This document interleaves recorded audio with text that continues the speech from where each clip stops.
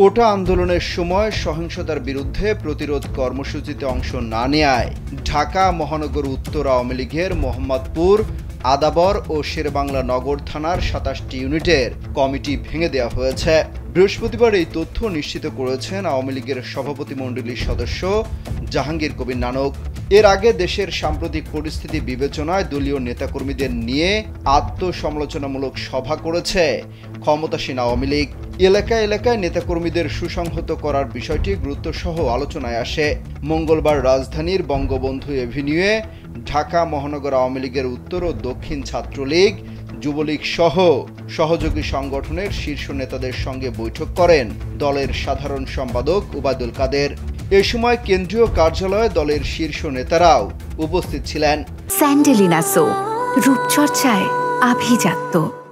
বৈঠকে সহযোগী সংগঠনের নেতারা আত্মপক্ষ সমর্থনে কিছু বলার চেষ্টা করলেও তাদের বক্তব্য দিতে দেওয়া হয়নি।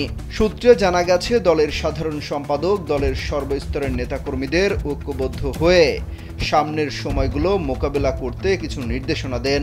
এছাড়া যেসব এলাকায় বিএনপি জামায়াতের কর্মীরা কোটা বিরোধী সহিংসতা করেছে, হতাহতের ঘটনা ঘটিয়েছে, সেসব এলাকায় দলের নেতাকর্মীদের সমন্বয়হীনতা রয়েছে বলে তিনি মনে করেন।